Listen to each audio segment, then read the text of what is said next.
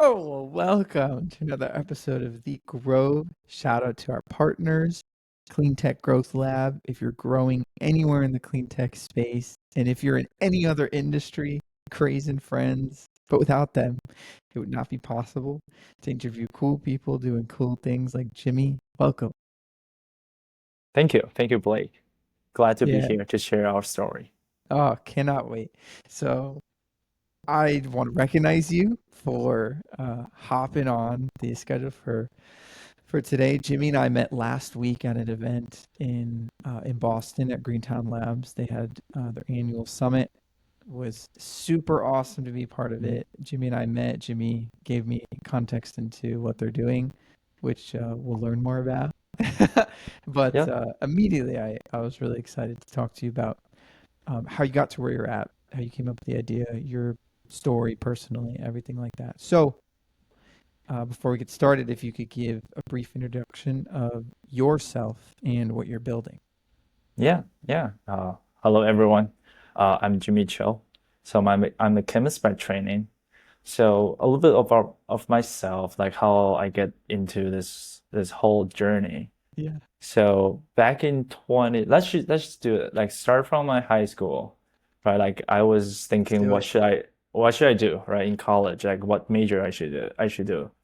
So in one of the like kind of the info session, there was a college professor. He just visited our high school and he told us that yeah, everyone can do like math, can do physics, can build some machine and stuff. But if you really want to become the maker, right, the world maker, then you should become a scientist, a chemist, right? You are making the molecules, like just like the maker, right? Of the like mother nature. You're making everything. So that's actually the moment I thought, all right, that's cool, that's awesome that I can make the world happen, right? The real world. So I decided to become a chemist. Yeah, and then since then I finished my college in Taiwan. Oh, I forgot to mention I grew up in Taiwan, and I went to the University of Minnesota for my PhD work. Nice. Yeah, and I joined Professor Tong's lab. Later, I will introduce our the ongoing relationship with his group. So yeah, I started my PhD work at the Tong's group as one of his first generation. So we started there.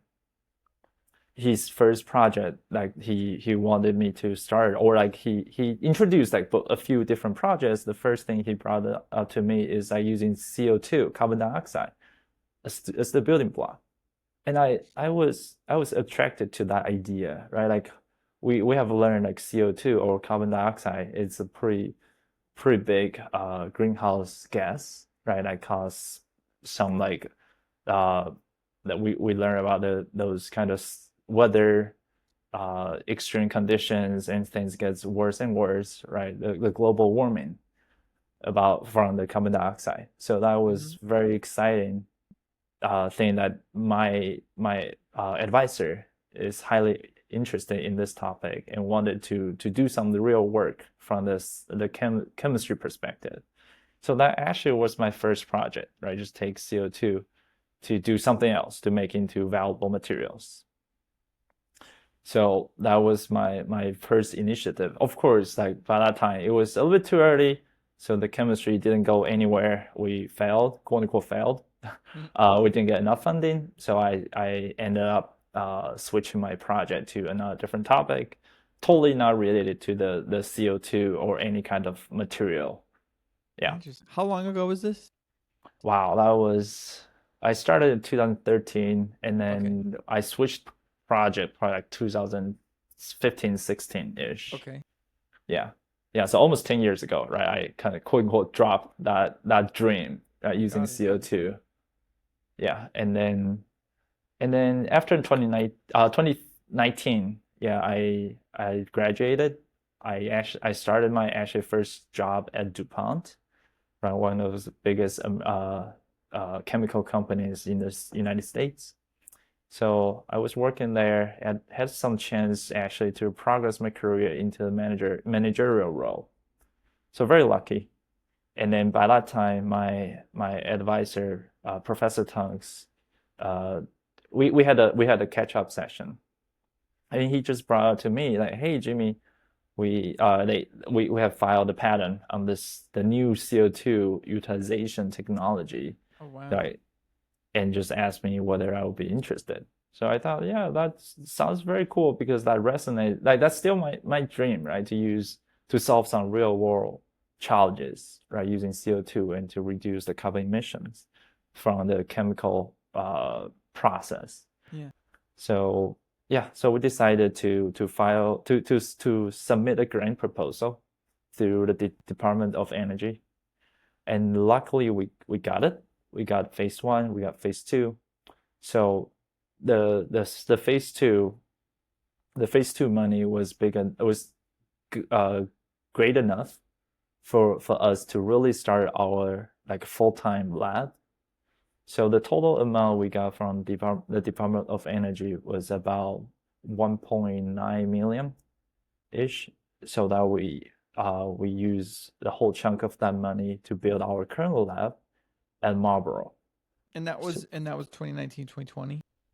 no, that was actually 2022, 2023. Ah, So okay. All right. yeah, Okay. yeah, we got our first proposal, the grant, that was back in 2022.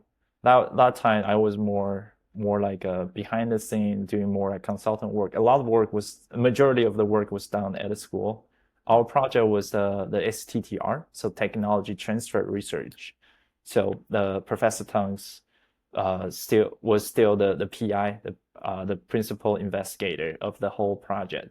Okay. So the overall work done was at the school. And in 2023, we got the phase two. That is the money that we allowed us to build a lab and for me to become full time. Oh, great. So then, so is the technology that he ended up getting the patent for the stuff that you were working on in 2011, 2012, or was it No, different? no, that was a totally different. Okay, okay, okay. Yeah, That would be very, great. That would be a crazy comeback if that was yeah. the case. I hope that was the case, but unfortunately, no. This is a totally Okay. different thing. Yeah. So then my next question is, before we get into Loop CO2, Hmm. what the progress has been in the last few years or so, I'm curious, what what was the decision to go from such a stable situation, right? A stable environment at a massive corporation. Like you said, you got lucky and you got an opportunity to do more managerial things. What Hmm. was the thinking around going and doing something on the complete opposite side of business scale, where you're completely just starting out, with a small team, a huge risk, um, a bunch of uncertainty, all of these things. What was Mm. had you always thought about starting your own company, or was this Yeah. new to you? Yeah, yeah, too. So it all started with my dad. So my dad is an entrepreneur. So he has been brainwashing me since I was a kid that he said, Jimmy, you have to get your like strong technical background first, and then come out to do like your own career, your Yeah. own company. So I think basically since I can remember as earlier as I was in like middle school, like my dad already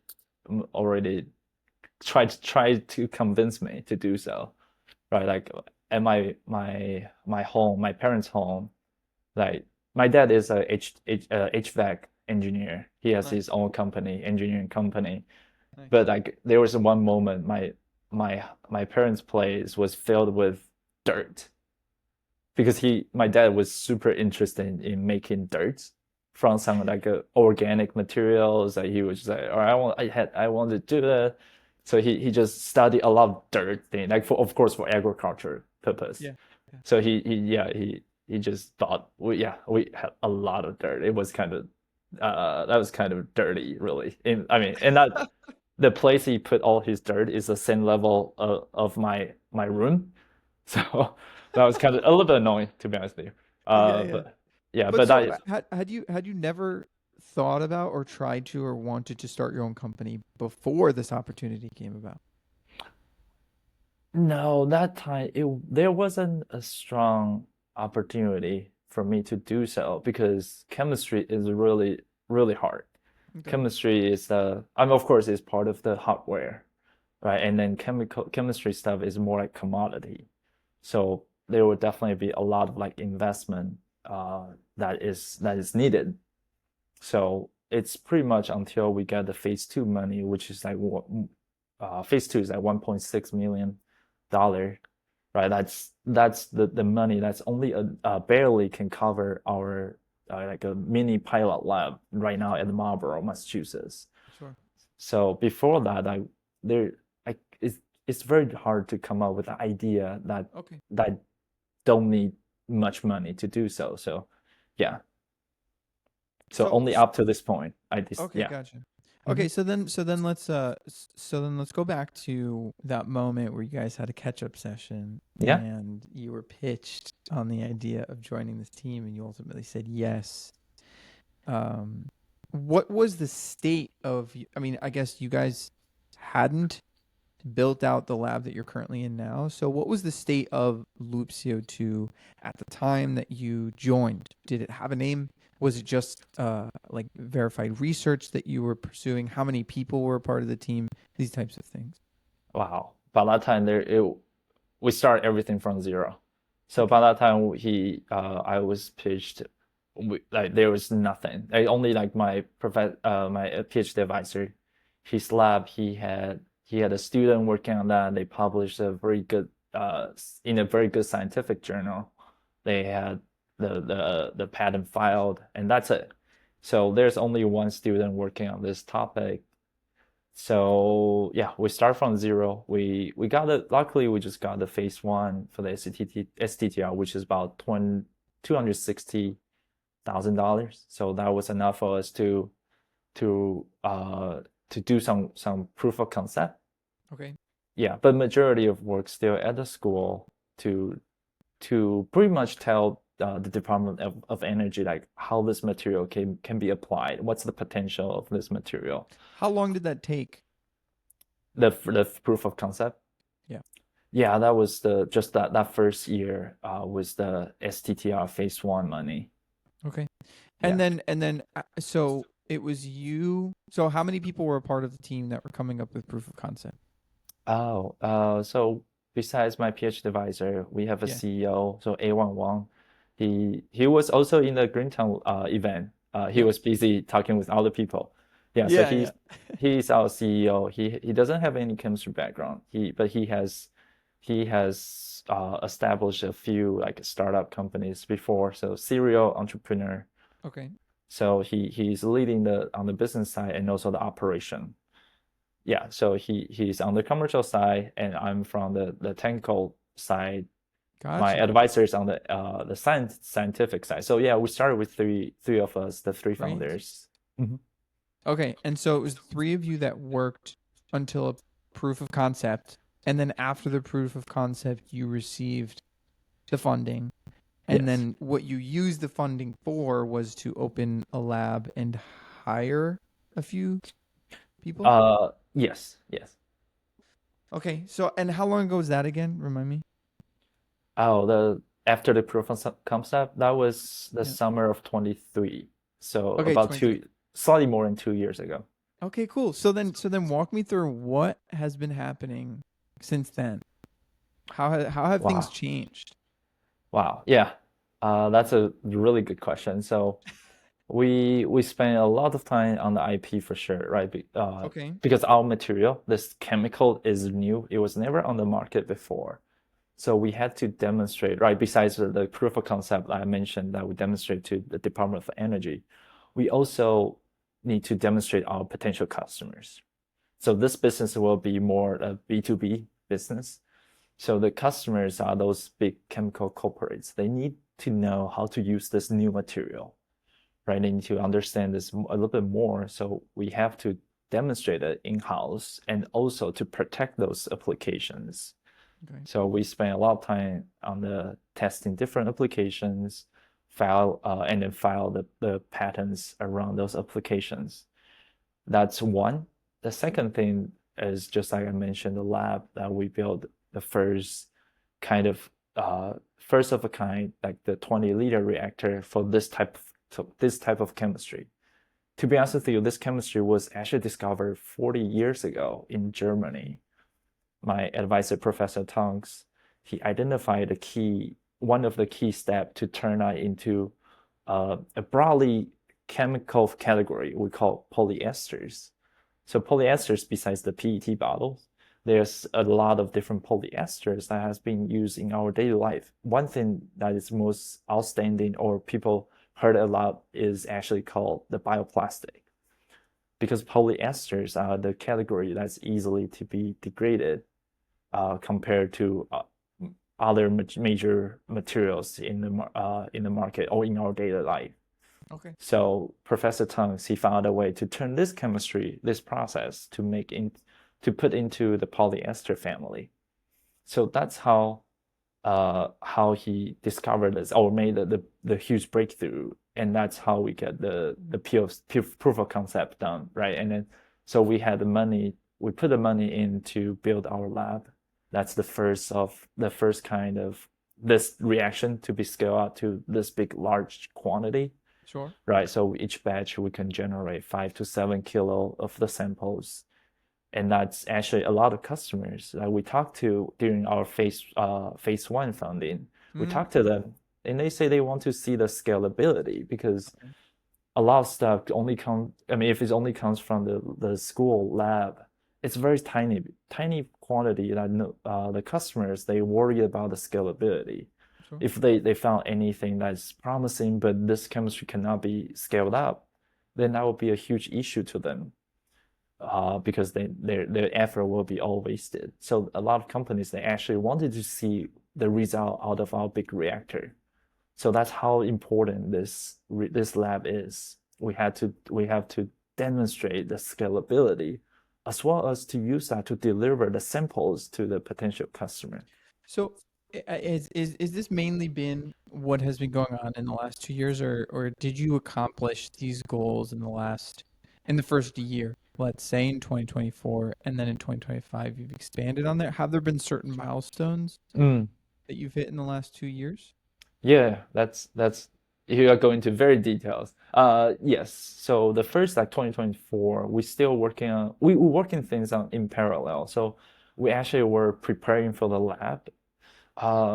Surprisingly, building a lab is so difficult. Okay.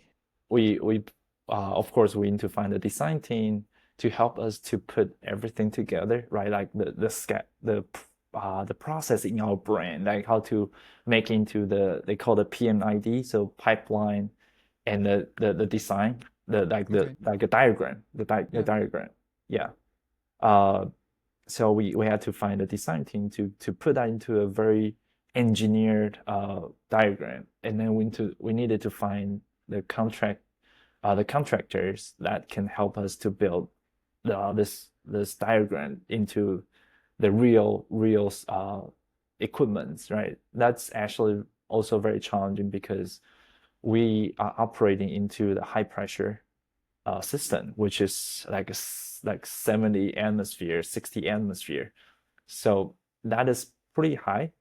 So because of safety. So we need to find the real professionals who can do that, and also every single parts that we would purchase that can handle under this high pressure.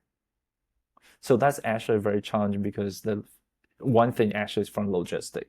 A lot of specialty, like chemistry related things, during the COVID, they actually have pretty long lead time after COVID. Okay, so sure. Yeah, we started our design in 2024. We were also looking, at the meantime, we were looking for the desired lab space, because we need to use flammables. So that requires pretty good ventilation. So we spent almost more than 6 months just to find the right place. And we felt very lucky to find our current place with the landlord that who is super supportive. So then that was one of the milestones that you hit, was literally just moving into the right space to put your lab. Yeah. So find the right space. We move in like 2024, in August 2024, and then we start we already started to make the diagram, and then since 2024, the summer 2024, we start to get like to prepare everything in like every single joint or valves or any pipes. A lot of them, they just, if one of them is delayed, right, the whole project will be delayed, right? We cannot just miss one of the joint and not just put it onto the system. We have to wait everything to be ready. Otherwise, the contractors will just come. They will just come in on different days. Their schedule is also very busy. So Yeah, yeah. it So it when was was it that you got to start working out of the construction. the lab? Yeah, the construction was we started January pretty much this year. When was the construction done? Oh no, oh the done. It was almost done. I would say, all right, it was done in April. However, we needed to wait for like a ventilation system to Okay. come. Okay. Yeah, so we actually everything, including the ventilation, was in July. So then it's been about Yes, a year and a couple months that you've been actively operating out of this lab. yes, yeah. So during the time that you've been in this lab, what type of development have you been going towards? Is it a simultaneous, like, you talk about speaking to customers, what types of use cases are you guys seeing, or what types of use cases are you developing for at the moment? Yeah, that's a good question. So we started using our material as like a raw material into elastomers, right? Like those like stretchy materials. That's our first target, and that's how we start. That's how we propose to the Department of Energy. And so like 2023, 2023, 2024, I was actually traveling a lot to the University of Minnesota just to get the materials ready and talk to the scientists to see how like whether our scientific hypothesis is correct, right? So I had a lot of brainstorming, collaboration with the university researchers. So we actually used the funding to hire a postdoc at the Tunks group, and then we brought those materials back to Massachusetts to do those kind of formulation work. Okay. So yeah, even though our lab wasn't ready for to do a lot of like a flammables chemistry, but we could do formulation work. Well, Yeah. because what you had showed me, what you guys were tabling was a sort of adhesive. Is that true? Oh yeah. So you got another point. So we actually have been pivoting quite multiple times. Yeah, As because it it's goes. how it goes. Yeah, because this is a like platform material, so a lot of possibilities. We were searching for our beachhead market, right? I believe you have heard this term a lot of times. For for the startup company, we really need Hmm. to find the first application as our Right. beachhead Right. that has like higher profit. Even though it might start with lower quantity in general, but if it has a higher margin, right, allows to kind of to sustain our business. Okay. That's definitely the first target to go. So we have spending been spending about like almost a year since last summer to really determine what will be our first market, first application. And where are you at? So What different, like, mhm, can you just quickly take me through the stages of what you thought your market would be and the different ways that it's changed? So you were talking about it being like an elastic, yeah, right, as of last year, and now it's more of an adhesive. Was it anything in between, or did you pivot directly yeah, from the elastic to the adhesive? there was one thing in between. So we actually started yeah when we were looking into the elastic materials. Then by the same time we were looking into the adhesive already, but we didn't like push very hard on that side. And then the end of last year, we were looking into like bioplastic Okay. materials. So using our materials more like a plasticizers into bioplastics Okay. because some polylactic acid, not sure how familiar you are with this term, the PLA. So PLA has been used recently in some consumer products, but it's pretty brittle. in general. So our material is on the other side is pretty soft. So we kind of want to blend them together, right? You can imagine you blend some very brittle, very hard material with some soft material together. You kind of get the balance, Okay. right? So that make it not so brittle that can potentially be applied in different applications. Yeah. So that was like the end of last year. We thought that maybe a good place to go, but then we kind of pivot again from there. The reason because bioplastic is more on the commodity side. So the volume is there's a huge potential in terms of the volume.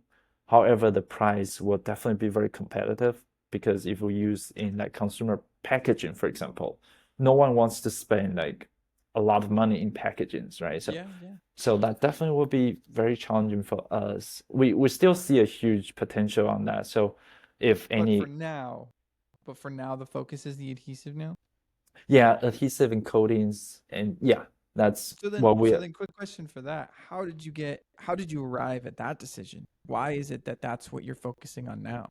Mm, yeah, so we did a lot of custom discovery. We talked to more than 80 different companies and people How did about. you get in front of those people? Like just in your network, you were cold Ah, outreach. How did you get in touch with those people?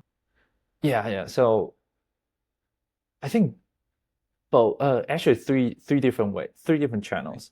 Okay. One is called outreach, and then we share because we were founded by the Department of Energy, so people are more willing to talk to like government funded projects, True. Okay. right? Okay. To share some of the insight. So that's a blessing for us. That was very good.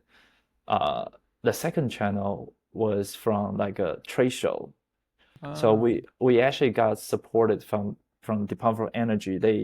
They have a commercialization workshop. So they pick a few of their awardees and to do that kind of the commercialization workshop. A little bit like those training program.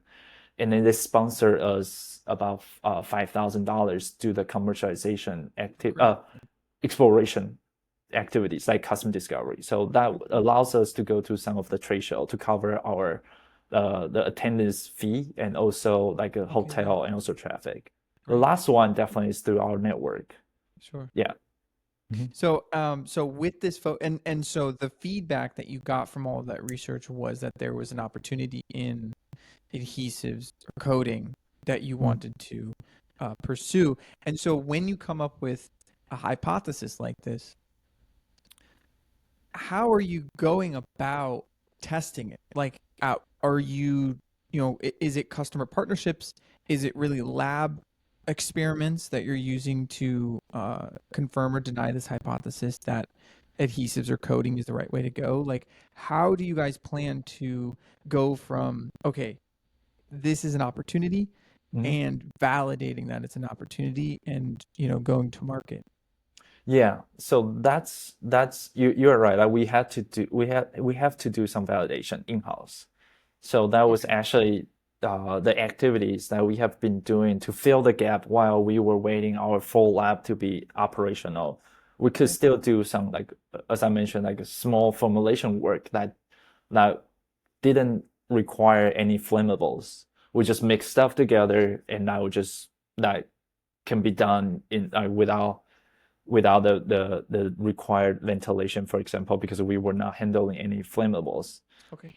Yeah, so that kind of preliminary formulation was another focus while we were planning for our full lab, the lab construction. Cool.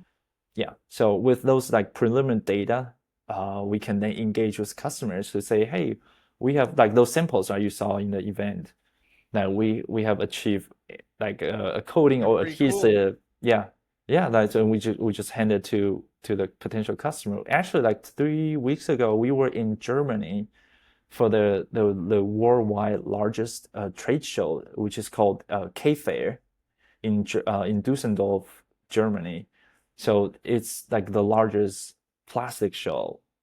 And like the whole ecosystem was there around the plastic. So people saw those samples. People were pretty excited about the potential of those materials. So Okay. we got talked to a few different branding companies. Yeah.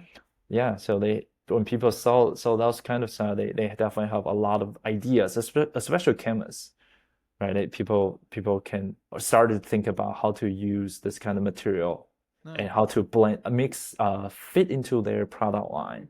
So So yeah, so Jimmy, a couple more questions for you, but one yeah. of them is why. So I want you to get into the technicals if you have to, because that's cool. Yeah. But to me, on the surface, it seems like such a not an easy idea, but maybe an obvious one to take captured CO2 that's on the market and turn it into a material that, like, there's a bunch of different people, a bunch of different companies that are using captured CO2 to then create materials. Mhm. Um, like, why hasn't something like this happened before? Mm, let me think.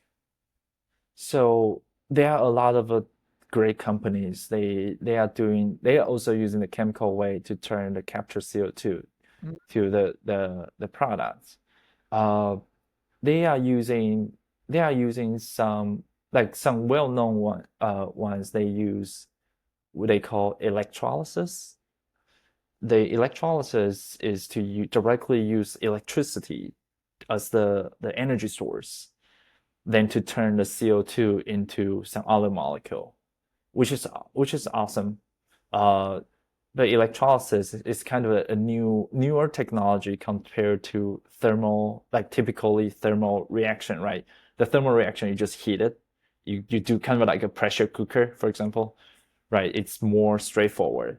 But the electrolysis technology is slightly newer, so people have to design uh, more advanced reaction the reaction infrastructure, for example, new equipment and stuff. So I think that's slightly more challenging in general, but definitely there are many companies they have demonstrated that, which is also very cool. I really like that as well.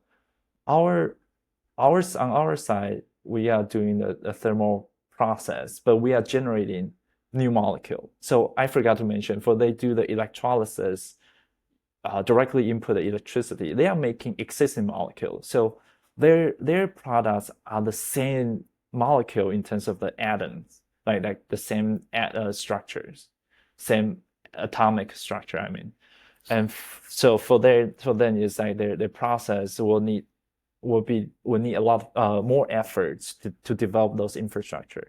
Okay. For us, we are taking the different route. We just directly use the heating system, very typical chemistry reaction. But we are building new molecule. So that's actually the challenge on our end, is to demonstrate the customers to show the demonstration to the customer how to use the new molecule. But once we demonstrate it, that's pretty cool because we are making something new. That's If we demonstrate the use of those material and the differentiation and also potentially the end of life of the material, right? We don't want to create any new hazardous material. We already have enough. We don't want more, right? So once we demonstrate all those check marks, either the new molecule actually will be very, very promising to the plastic industry. But we have to demonstrate that. So Yeah. they are like different technology, they have different challenges, right? One is on the process end is more advanced, and for us, the molecule side is more advanced. So is it so what differentiates your technology is the chemical complexity Yes, is how, and that's why someone else hasn't attempted this before. exactly. So as I think I mentioned, like this chemistry was discovered 40 years ago. Right. People have tried to use this molecule in a variety of different reactions. They all work pretty well, but there wasn't a like aha moment for people to really invest in. It was more on the academia uh, testing, like study side of work, not yet to be commercialized until Professor Tunks, my PhD advisor, come up with the idea how to turn that into a little bit more relevant environment to our those commercially available materials.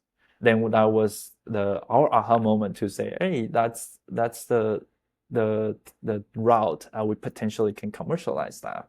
Okay. Yeah. So, Got it. So I have two more general questions. Thank you for walking me through the yeah. technology, by the way. So I got two more general questions for you. And the first one is, what is the at this moment today, Mhm. what is the biggest hurdle that you guys are facing, and how is it also an opportunity?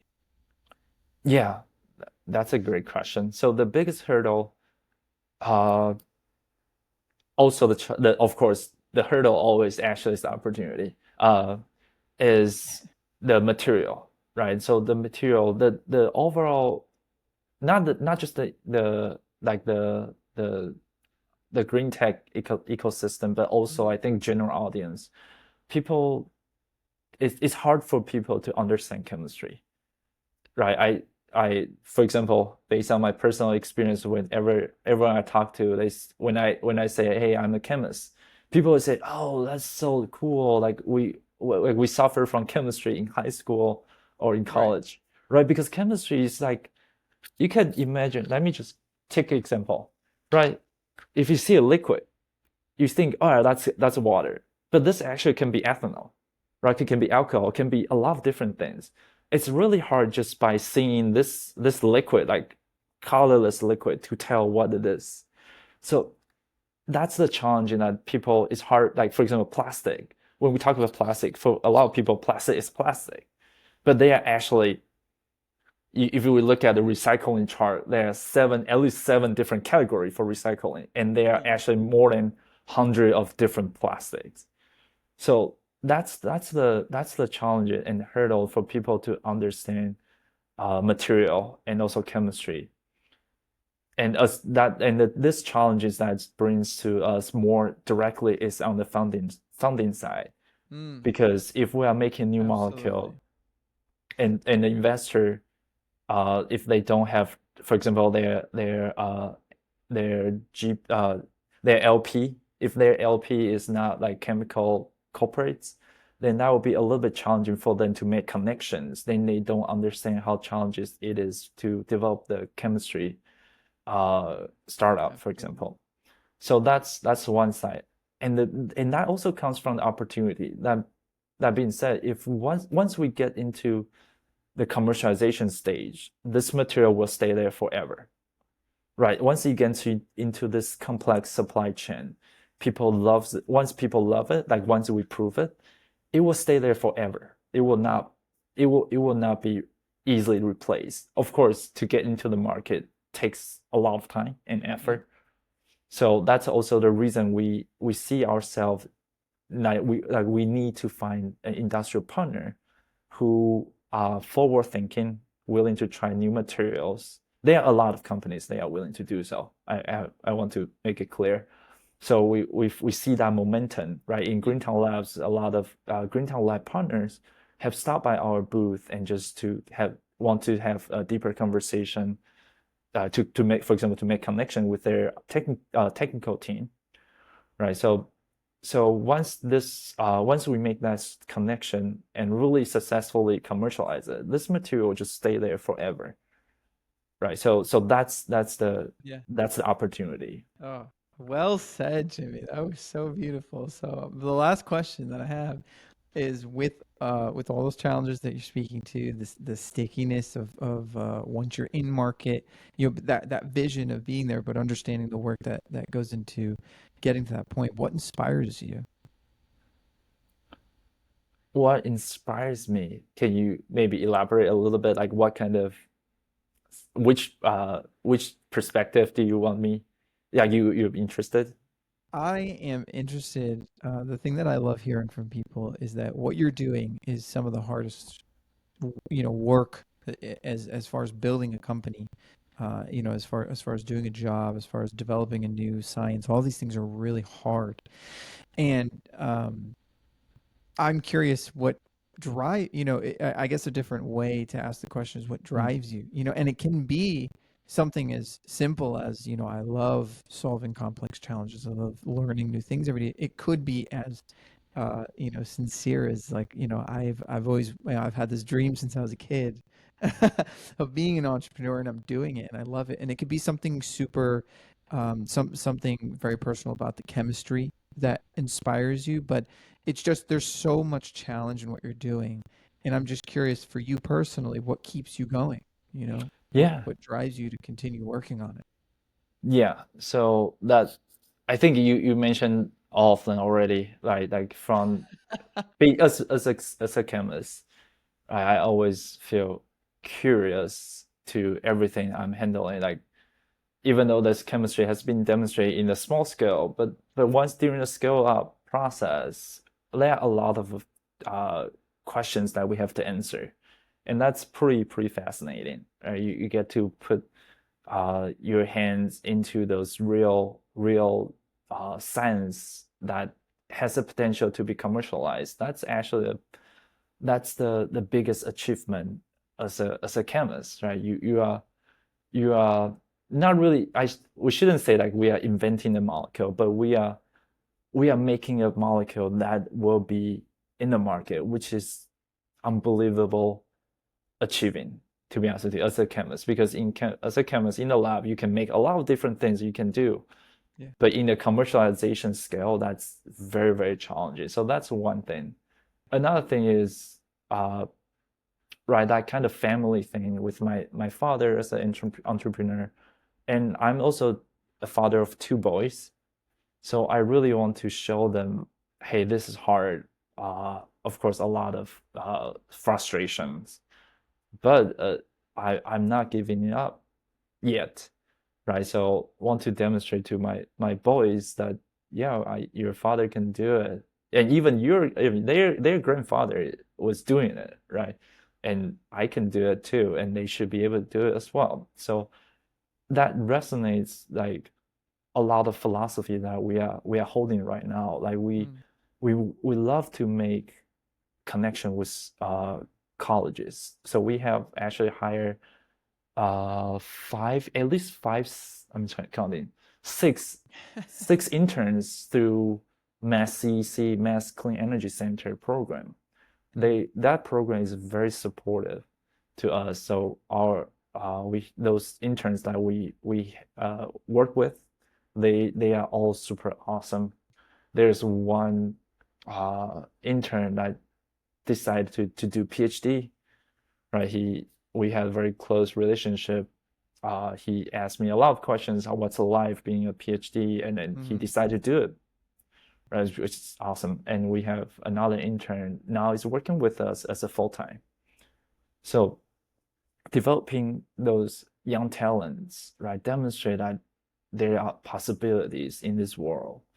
That's fascinating. That's Yeah. what we that's what we believe in the value. Yeah. Us just running this technology is not just to sell something, right? We are developing the technology together. We're developing, we're making this world more sustainable.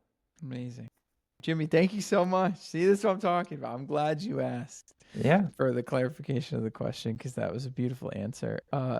It's very inspiring to me. So if anyone else listening is inspired, what's the best way to follow along with your journey?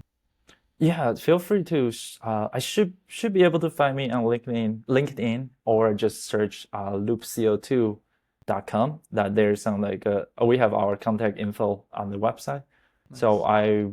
I feel I would be happy to talk, even like from the personal perspective, right? For young talents who wants to learn, because I have experience, right, in the big corporate as a manager, and now I'm working in the startup. So definitely be happy to share my personal experience from like both very extreme Yeah. conditions, right? Like share what that feels like in different scenarios. Good. So yeah, and also of course like making connections to corporates who would like to work with us in like the CO2 utilization technology. I think that will be awesome as well. So we love to make any connection. Beautiful. Do it. Go do it. All right. Yeah, Jimmy, thank you so much for your time. I'm excited to be in touch. I'm excited to see where you guys go the next quarter, the next year. We should do an update episode just to see yeah, where you guys are at with the coding and the adhesive. But thank you so much for your time, and looking forward to the next one. yeah. Thank you so much, Blake.